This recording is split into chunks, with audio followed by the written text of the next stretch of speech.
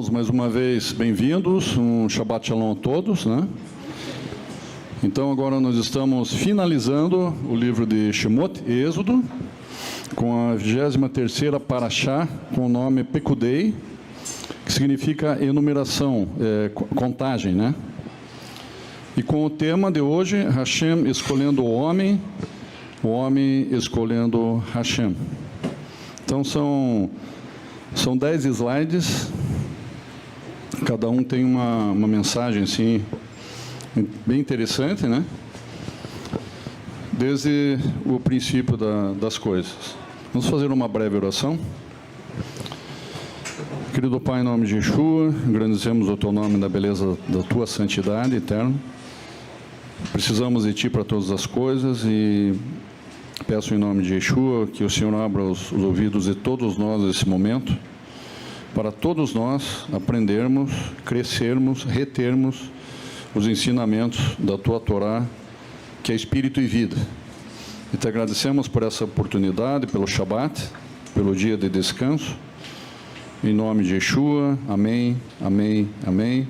Baruch Hashem, Baruch Hashem. Então, abordamos então hoje as palavras do livro de Êxodo, 38, 21 a 40, 38, 1 Reis, 7, 51 a 8, 21, e 2 Coríntios também, 3, 7 a 18, além de outras passagens de outros livros. Um breve resumo, não vou detalhar, por questão também de tempo, né? A enumeração, que é o próprio nome, né? Contagem e enumeração. A enumeração das coisas do Mishkan, as vestes dos sacerdotes, os utensílios do tabernáculo completados. Hashem manda a Moisés levantar o tabernáculo, o Mishkan. Daí é obedecido, houve obediência nessa ordem, e literalmente, efetivamente, o Mishkan é levantado, né? Isso tem um significado espiritual muito, muito forte, muito grande. E a nuvem cobre o Mishkan. No livro de Bereshit, Gênesis, Hashem coloca o homem em seu jardim, o Gan Eden, o lugar onde ele poderia viver junto com os homens, mas eles pecaram, Adão e Havá pecaram, e se afastaram dele, de Hashem.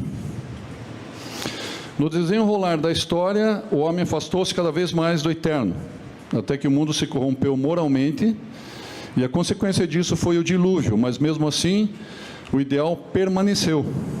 A meta era que os homens e Hashem voltassem a se relacionar como era no Gan Eden. Todos vocês já sabem, mediante as parashot ensinadas, e principalmente sobre a porção do dilúvio, a parashá do dilúvio, de Noé, que é como se o Eterno recriasse, o mundo, uma situação similar ao princípio, onde a terra ela estava mergulhada, envolta em águas, né? Assim como o embrião, o feto, ele é também envolvido por águas dentro do útero da mãe. Então, o processo, as coisas físicas, elas têm um paralelo também grande com as coisas espirituais, né? Tudo está interligado, nada é por acaso. Então, mas mesmo assim o ideal permaneceu, a meta era que os homens e Hashem voltassem a se relacionar como era no Gan Eden. Então, o Eterno levanta um homem, Avraham, que iniciaria uma família que serviria de modelo para todas as outras famílias da terra, isto é, ter um relacionamento com Hashem. Então, aqui já nesses dois parágrafos, nós vemos uma palavra que está nos dois parágrafos, que é relacionar o relacionamento, né? Então, preste atenção nessa palavra. Assim, E assim traria grandes bênçãos para o mundo inteiro. Abraão, Isaac e Jacó enfrentam uma série de lutas para provar que podem vencer, e no final, quando o livro de Bereshit termina, eles se encontram no Egito. Então, se nós voltarmos um pouquinho lá nos tempos de Noé, Noé ficou dentro da arca com a família, sua família, os animais, uma interação, um relacionamento entre os membros da família e essa família com os animais, né? E nós sabemos que um dos problemas assim terríveis, um dos problemas que foi terrível para o Eterno realmente estabelecer o dilúvio, que chega a um ponto assim de degradação moral em que o homem ele havia casamentos de homens, festas de casamento inclusive, de homens com animais. Então chegou nesse nível, né? Uma coisa terrivelmente, uma degradação moral assim muito, muito forte, né? Que realmente fez com que o Eterno estabelecesse o dilúvio, exterminando a humanidade, né? Então Noé foi provado, tanto ele no relacionamento com seus parentes, com a sua família, e da mesma forma ele com os animais, essa família com os animais. E eles foram aprovados depois de 1 ano que eles ficaram dentro da arca. Ficaram 1 ano testados, e é uma situação desconfortável, né? Todo aquele perfume, digamos assim, né, entre aspas, dos animais, e tem que dar comida, e sério, não vou me prolongar agora nisso aí. Então eles foram aprovados, a família. E da mesma forma, tudo que passou, né, Abraão, Isaac e Jacó, então fala Abraão, né, tudo que ele passou também, as 10 provas, dentre muitas provas, ele passou por 10 provas principais e foi aprovado, assim como Noé, Abraão foi aprovado também, né? Então por isso que o nome deles estão aqui, nos estudos que a gente dá, fazem parte da Torá, né? O Eterno honrou eles. Então, a palavra-chave aqui nesse slide é relacionamento.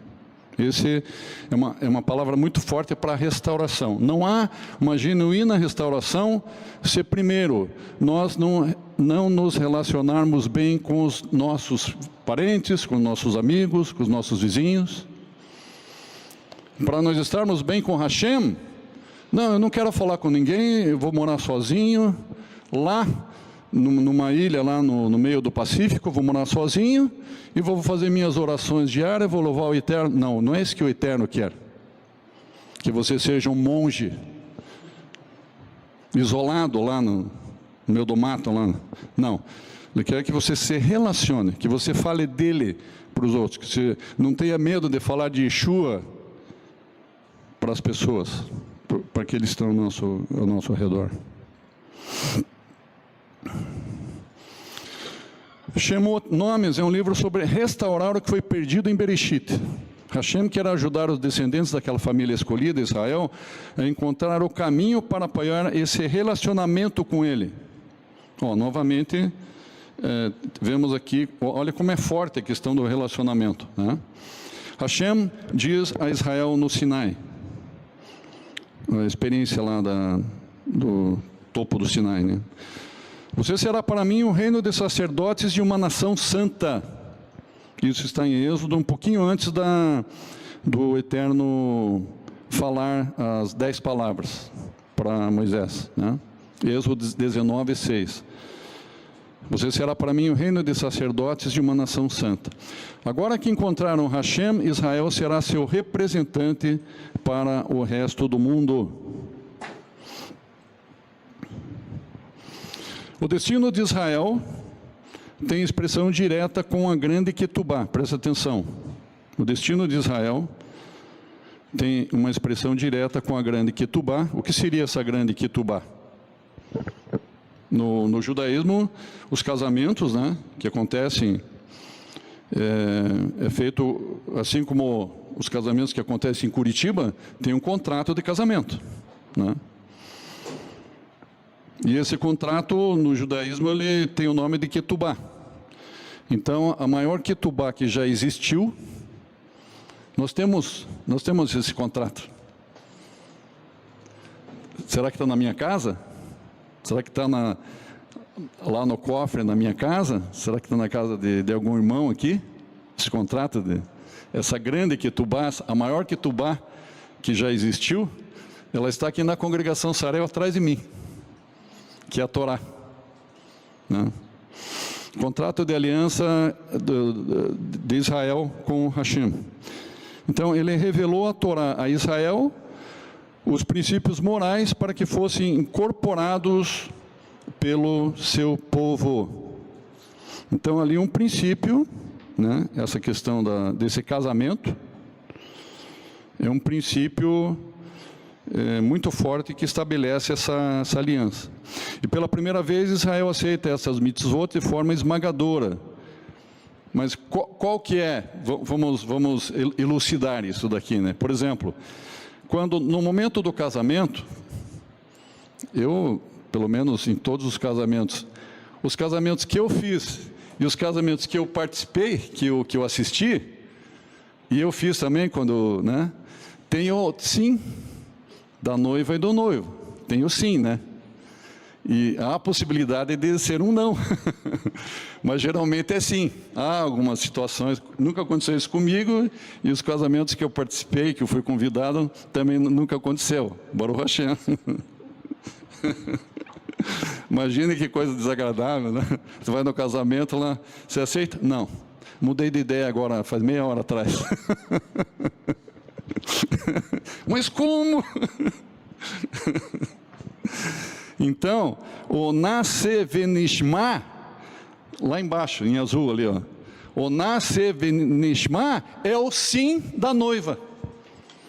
Nasce Venishma é o sim da noiva. Baruch Hashem! Faremos e ouviremos. Então, quando o Eterno fala as palavras, não foi uma vez só, não está só em Êxodo 19:8. Tem outras passagens, né, que tem essas palavras, Nascer Veshishma. Então nós faremos e ouviremos essas palavras, o decálogo, os mandamentos, né, que é o princípio de toda a Torá. Faremos e ouviremos, é o sim da noiva pro noivo. Baruch Hashem. A conexão com Hashem no Sinai não deve... Vamos só voltar um pouquinho. Então, qual que é o slogan, então, do slide 4? Qual que é o slogan do slide 4? As bodas, o casamento em si, as bodas, né? A grande Ketubá, o casamento de Hashem com Israel, aliança. Slide 5, vamos lá. A conexão com o Eterno no Sinai não deve ficar apenas como um momento de inspiração. Toda aquela festa, aquele banquete, toda aquela, né, brilhos, luzes, né, 1000 fotos lá dos noivos, tá, com parentes. A conexão com Hashem no Sinai não deve ficar apenas como um momento de inspiração. Ela deve ser levada sempre com vocês, uma relação para sempre. Então é isso que alguns judeus, inclusive judeus, né, não entenderam ainda, né, que essa aliança não é uma aliança assim, ó, vou fazer essa aliança, mas ela tem validade por 1 ano. Depois de 1 ano nós temos que renovar o contrato, como tem várias coisas, né, que você adquire, um contrato que você faz, geralmente é validade por 1 ano. Depois disso você tem que renovar. O aluguel aqui da congregação, todo ano a gente renova o contrato. Ele vale por 1 ano, né? O casamento, quem casa por 1 ano? Alguém casa aí por 1 ano? Ó, estou casando aqui agora, vamos fazer uma festa bonita, mas tem validade por 1 ano só o nosso casamento. Daí depois de 1 ano você renova, ou pode mudar de esposa, porque renova, pode mudar. pode mudar de local, pode mudar de casa, pode mudar de esposa, pode mudar de marido. Não é assim. A aliança de casamento, ela é para sempre. Essa que é a diferença, né? Uma relação para sempre. Esse é um detalhe muito importante. Mas Israel trai Hashem com o pecado do bezerro de ouro. Olha aí, no momento do casamento já é uma traição. Já pararam para pensar isso? Você não fica pensando, nossa, aquela festa bonita de casamento já trai. Nem começou, já trai. Isso é real, irmãos. Isso aconteceu, é real. Né? Mas Israel trai Hashem com o pecado do bezerro de ouro. Novamente os homens se corrompem, como lá nos tempos de Noé, e se corrompem sexualmente, porque eles fazem orgia. Não adianta a gente falar meias palavras, que eles estavam falando umas palavras torpes lá, ou beberam demais, não. Eles estavam praticando orgia. Eu não tenho medo de falar, porque é o meu papel aqui.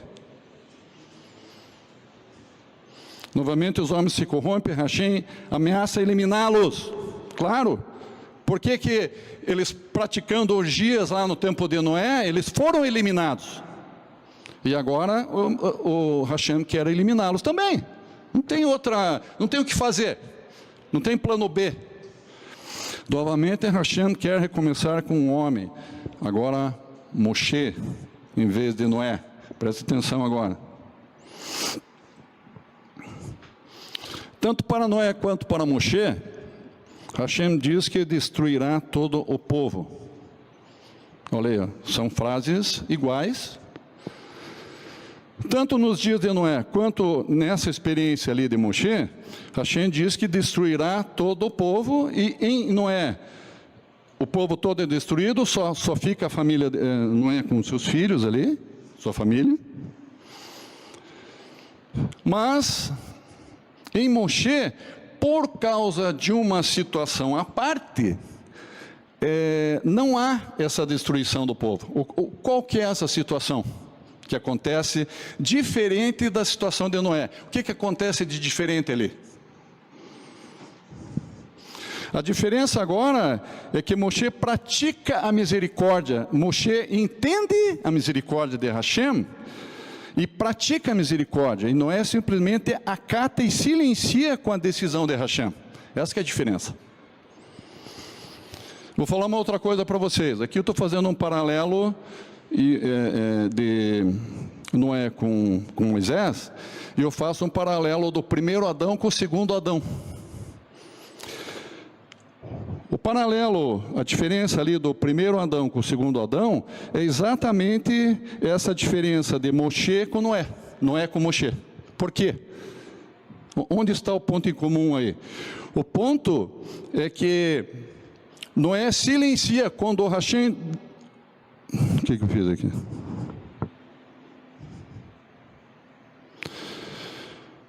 Noé... Quando Hashem estabelece que vai destruir a humanidade, e diz, Noé, entra tu com os teus lá na arca, e os animais, Noé não se opõe.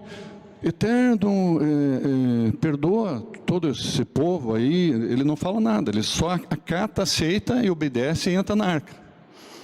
A diferença de Moisés, que Moisés... Eterno, esse é meu povo todo, não destrua o povo, coitados. Todos nós pecamos e merecemos do teu Hesed. Hesed em hebraico é graça, ou misericórdia, ou benevolência, ou bondade, né? Hesed é misericórdia.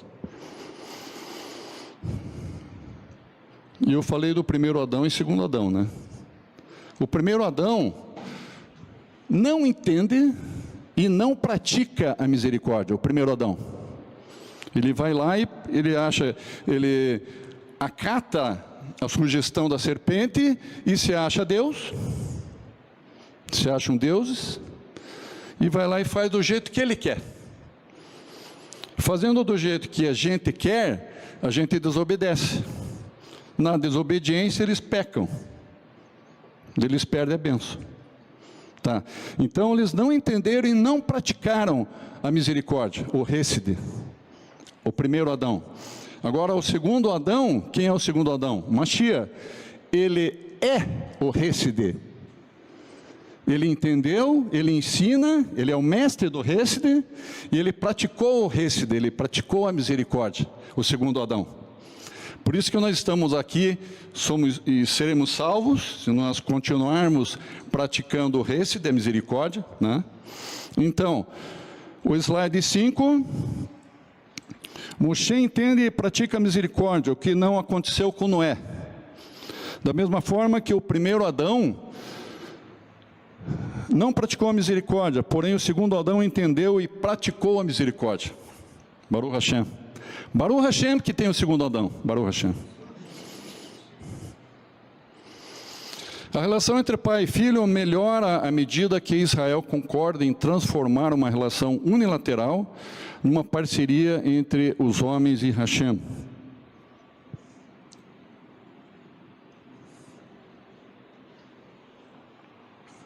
Muito bem. Hashem começa a concretizar sua relação com os homens, mas ainda há uma distância a ser percorrida. Sim, por um breve momento no Sinai, o povo conecta-se com Hashem, mas será que os homens algum dia poderão regressar ao seu estado original, como era lá naquelas experiências no Gan Eden, em que tanto Adão como Havá emanava a luz deles, da pureza e da santidade que eles viviam perante Hashem lá no Gan Eden?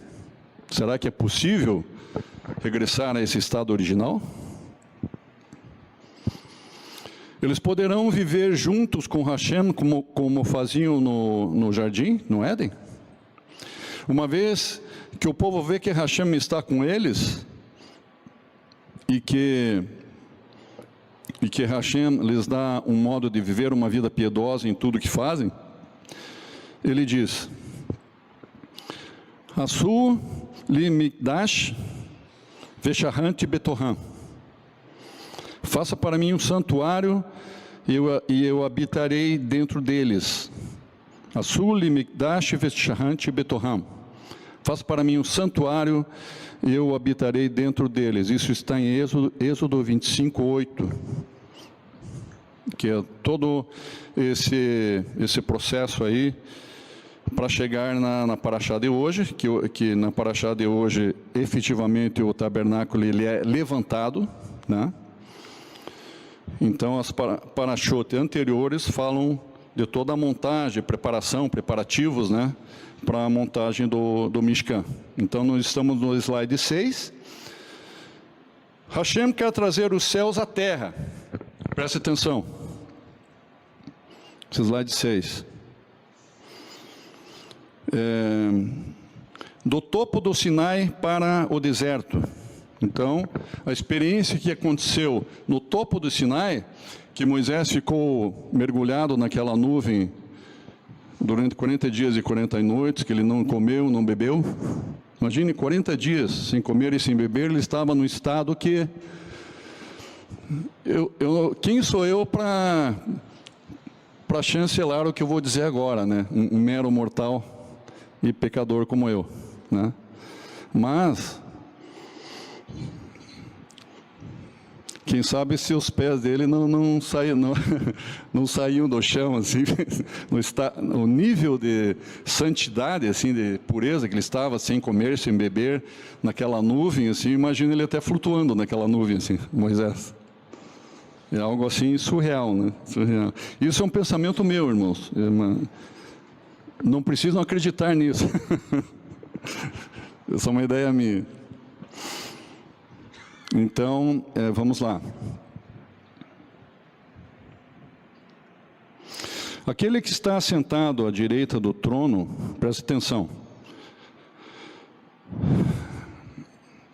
Aqui embaixo, em Êxodo 25:8, preste atenção aqui. Asu limikdash veshahant betoram. Faça para mim um santuário e eu habitarei dentro deles. Imagine esse exemplo que eu dei lá, Moshe, naquela plenitude na presença, vê se Moshe estava preocupado em tomar alguma coisa ou comer. A presença do Eterno, aquela nuvem, o alimentava assim que sobejava. A presença de Hashem, sabe, não precisava mais nada. Assim, quando você está na presença do Eterno, efetivamente, nada mais importa para você. Não quer saber que horas são, que hora você vai comer, que hora você vai dormir, que hora... Você não quer saber, você está na presença, que é uma presença eterna. É como o Shabat. O Shabat, ele quer que você, num dia da semana, tenha um dia eterno. Porque o Shabat fala do mundo vindouro e fala do tempo da Nova Jerusalém, que é um período de paz para sempre. Então o Shabat, ele fala de todas essas coisas, não fala só de um dia, ele fala de 1000 anos e fala de toda a eternidade. Um dia de Shabat fala isso aí. É isso que nós temos que entender, que às vezes a gente não dá o devido valor para o Shabat. É algo tremendo, muito tremendo, né? Então, faça para mim um santuário e eu habitarei dentro deles. O Eterno, o que ele está dizendo? Ele está trazendo aquele momento que Moisés ficou na presença dele de glória, no topo do Sinai, ele está trazendo para o deserto lá embaixo. O que significa esse de cima para baixo? De cima para baixo. Onde que Yeshua está? Agora, onde que Yeshua está? Está no mais alto dos céus, aonde? Tem um local, um lugar. Aonde? Pode falar. À direita, à destra de Hashem. O Eterno, com essas palavras, ele está dizendo assim, ó, eu vou colocar o meu filho amado que está à minha destra, aqui do meu lado, no mais alto dos céus, e vou colocar no coração de vocês, junto de vocês, entre vocês e dentro de vocês. Isso que ele está dizendo. Baruch Hashem. Isso é algo muito forte, irmãos. Muito forte. Então, às vezes, estudo do Mishkan aqui, acho que eu vou pular.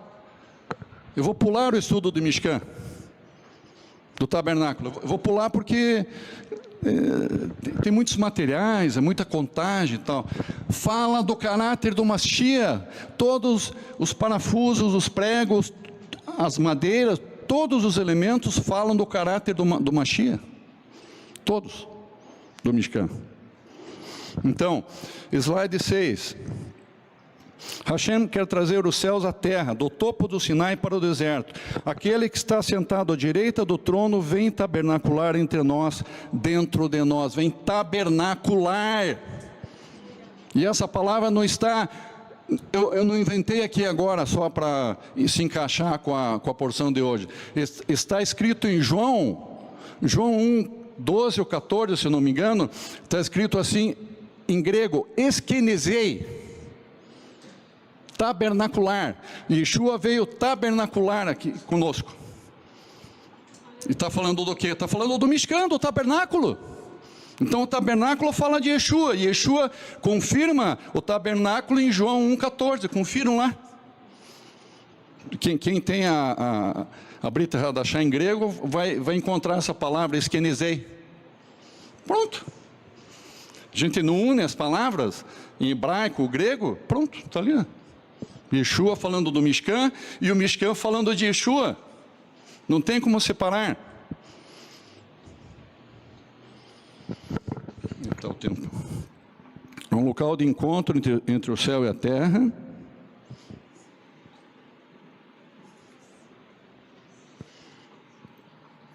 Onde o imperfeito encontra o perfeito. Olha aí. Onde os pecados são perdoados, mas há um preço a pagar pelos pecados, para que a graça não seja recebida sem entendimento. Tudo há um preço, né? Então, mesmo hoje em dia, nós que somos e fomos lavados e purificados com o sangue do Cordeiro, né? Nós somos suscetíveis a pecar? Não. Claro que somos. Claro que somos suscetíveis a pecar, a tropeçar, a cometer lashon hará, né? A gente tenta cuidar ao máximo, porque a gente conhece as Escrituras e a gente fica se autopoliciando. Não posso falar isso, não posso pensar aquilo, não posso assistir aquilo. Prostituição, um monte de coisas tem aí, né? E é muito fácil hoje. Satã não perde tempo, né? Alcança as crianças assim, as crianças têm celular, isso é terrível. Exige um policiamento dos pais assim, triplicado com os filhos, né? Tá. E onde que eu quis chegar? Então, a gente comete falhas, pecamos e tal, mas Deus se arrepende do pecado? Sim. O Eterno perdoa? Sim. Se você sinceramente se arrepender, assim como o Davi, o Eterno perdoa? Claro que perdoa. Só que há um preço a pagar. Há um preço a pagar. Fica a consequência daquilo que você fez. Por isso o Mishkan foi feito conforme os padrões de Hashem e não de homens. No Mishkan vemos tipos perfeitos e sombras de um estágio muito mais avançado do plano de redenção do que no tempo dos reis de Israel. Eu estou falando aqui do tempo dos reis de Israel, porque aqui já está se referindo ao templo, tá? Vários rabinos comentam que a suntuosidade dos templos, Zorobabel, templo de Salomão, de Herodes, né? A suntuosidade, né? Algo magnífico assim, isso não compara com o Mishkan, porque no Mishkan ele foi feito todos os detalhes, centímetro por centímetro, de acordo com o modelo dos céus. Então, a gente não pode, os templos são iguais ou são superiores, não. Não há nível de comparação. O Mishkan, ele fala muito do caráter do Messias, por quê? Por causa de uma palavra-chave desse slide. Slide 7. Todos os materiais e objetos do Mishkan falam do caráter do Messias, conforme uma palavra que começa com P e termina com O ou S. Está escrito ali, ó. Na segundo parágrafo ali, ó. Por isso o Mishkan foi feito conforme os padrões. Então, Yeshua não foi estabelecido, não foi gerado conforme os padrões do Pai? Quem vê Yeshua não vê o Pai? Filipe perguntou para Yeshua: Yeshua, fale-nos do Pai, mostra-nos o Pai. O que Yeshua respondeu? Quem vê a mim, vê o Pai, porque ele foi feito conforme os padrões do Pai. Mas, Roche, então tem dois deuses? Deus, Pai e Filho? Não. O é por causa da unidade perfeita que há neles. Não há nada que Yeshua diga assim, como nós já fizemos com os nossos pais. Tipo, meu pai, vá lá e arrume troque a telha para mim, do telhado, que deu um vento forte. Daí volta o pai do trabalho. Filho, você trocou a telha que eu pedi? Puxa, pai, esqueci. Mas quer saber? Minha vida está muito corrida, eu tenho que jogar bola. Eu tenho que andar de skate, andar de bicicleta, eu não tenho tempo para trocar a telha. Eu não falei isso para o meu pai. Eu estou conjecturando aqui. Mas os filhos fazem isso. Só que Yeshua não faz isso. Essa que é a diferença.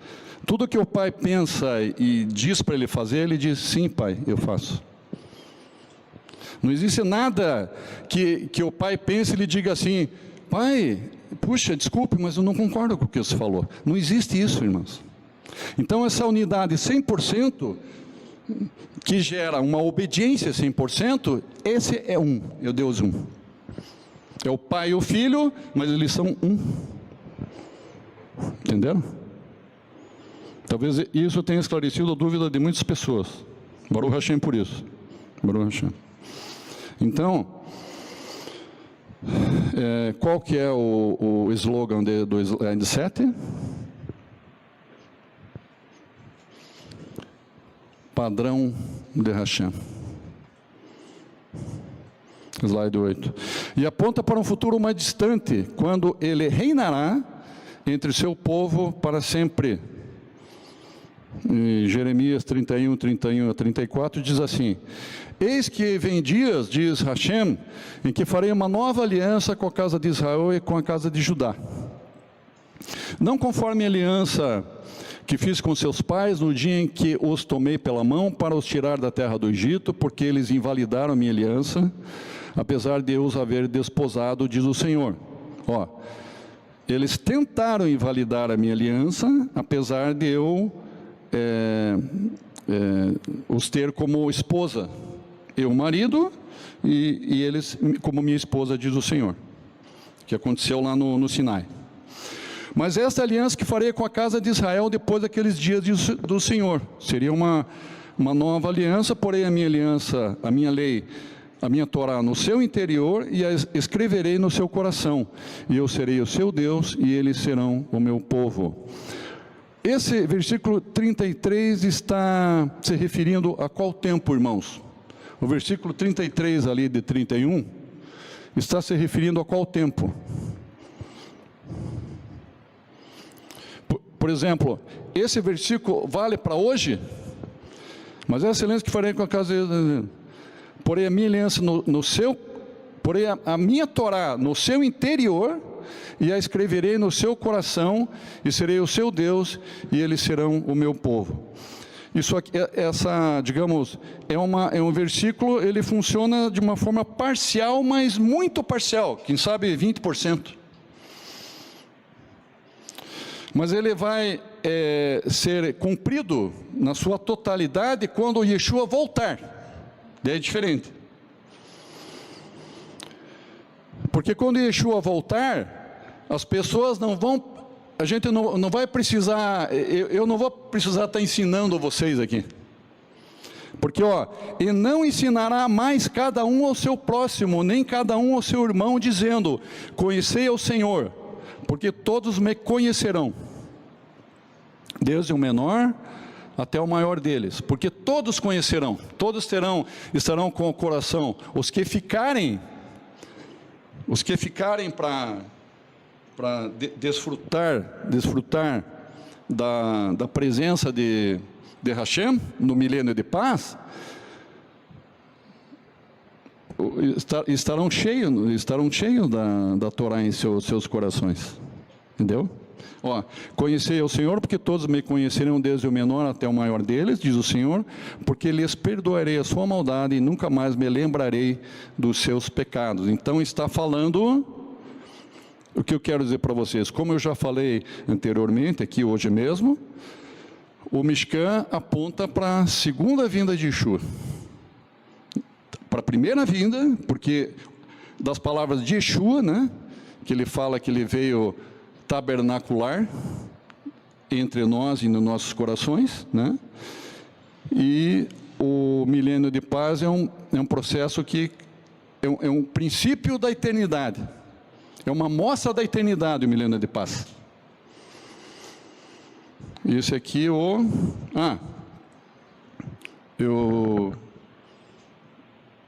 qual que é o slogan do 8 então?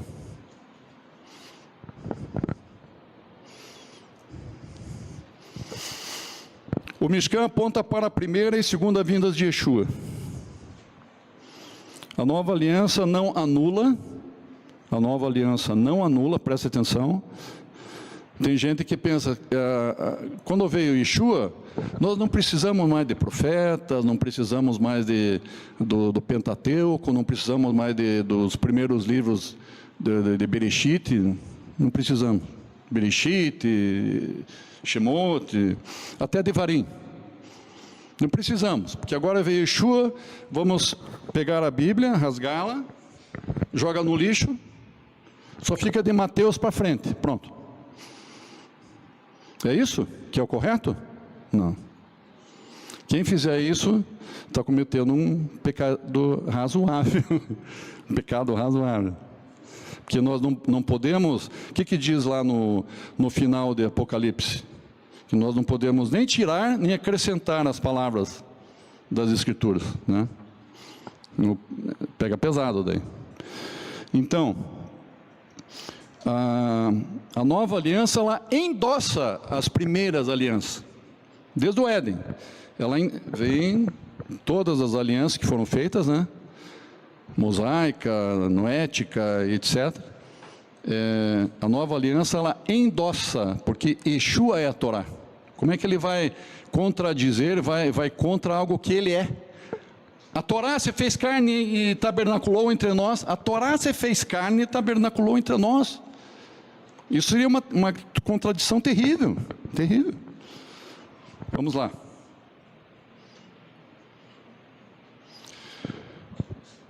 Para que haja restauração, Hashem exige de nós continuar a obra, construir, né?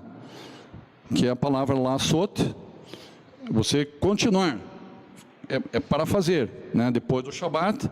Então, o que eu falei semana passada, o Eterno nos levanta para fazer a obra, de acordo com o padrão. Nós já aprendemos hoje aqui a palavra padrão e relacionamento.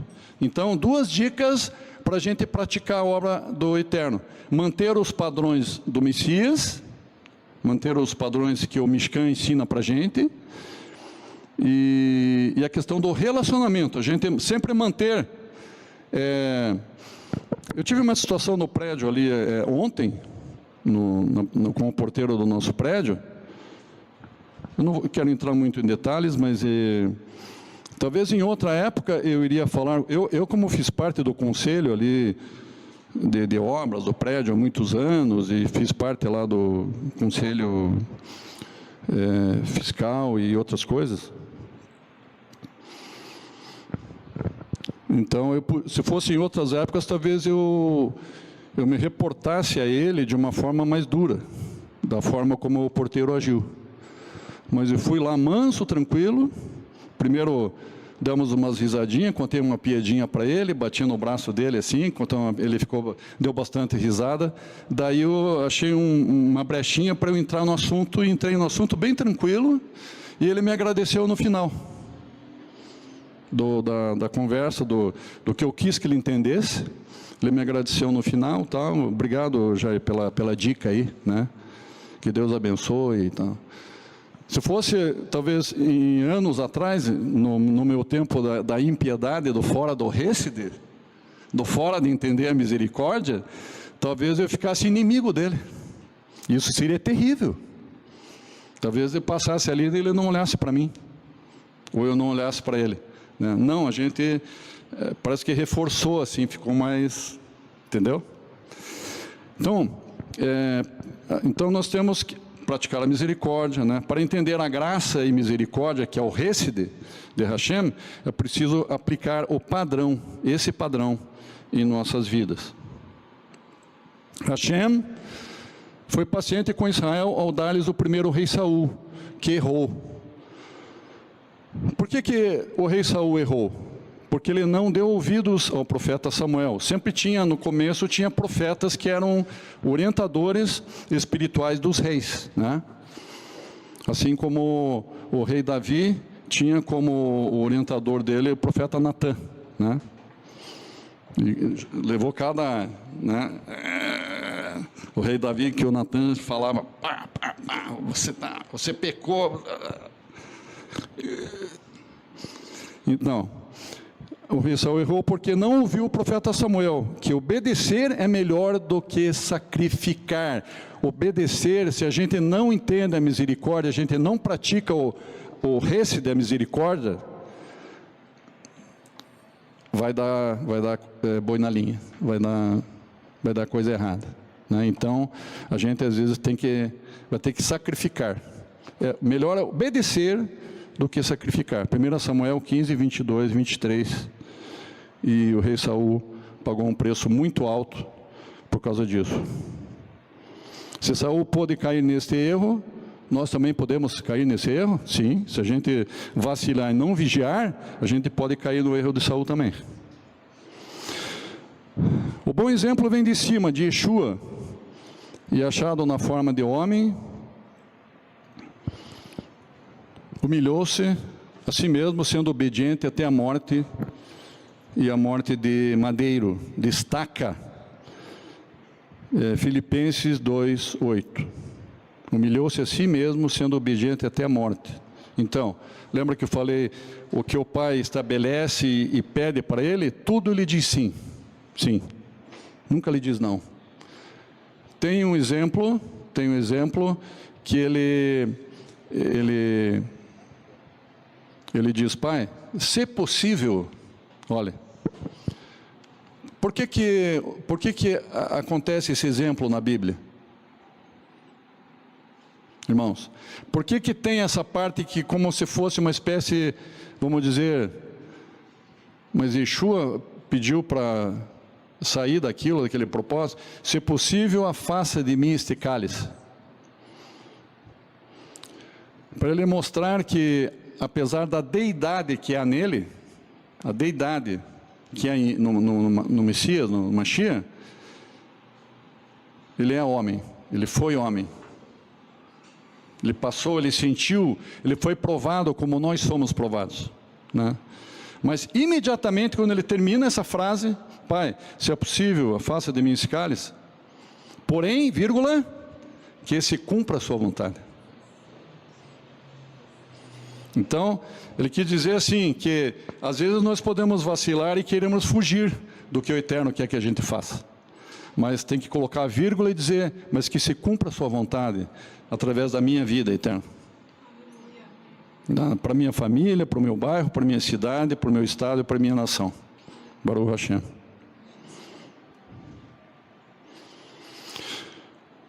O Mishkan é levantado para fazer. A mensagem do Mishkan é que Hashem tem um plano perfeito e ele é totalmente comprometido com seu plano de salvação, construção e restauração de uma comunidade regida por ele. O plano de salvação, construção e restauração. E assim como Moisés, devemos também aprender a edificar, levantar nosso templo para fazer, de acordo com o padrão e instruções que ele nos dá dia após dia. Então, só deixa eu ver uma coisa. A questão do Mishkan, que ele é levantado, né? Ó, o Mishkan é levantado no finalzinho do livro de Êxodo. Êxodo 40:16. O Mishkan é levantado. Por que o Mishkan é levantado? Depois que o Mishkan é levantado, o que começa a acontecer? Começam a acontecer as funções sacerdotais dentro dele. Então, está se referindo a nós. Para o Eterno nos levanta, ele nos levanta, nós que estávamos lá no pó, a gente estava no deserto, a gente estava corrompido, né? No Egito. Então ele nos tira do Egito, nos coloca num lugar espaçoso, nos levanta, que ele nos segura pela destra dele, nos levanta, nos torna varões, servos dele, né? Então, ele está dizendo para cada um de nós, se mantenham em pé. Eu estou levantando vocês, mas vocês se mantenham em pé. Não é fácil se manter em pé no reino. Nós somos todo dia assediados para fugir do reino. Esqueça, não perca tempo com isso. Aparecem coisas para nos desanimar, nos enfraquecer,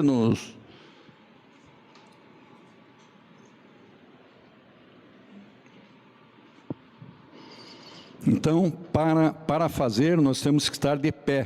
Por isso o Mishkan, ele é levantado, para fazer.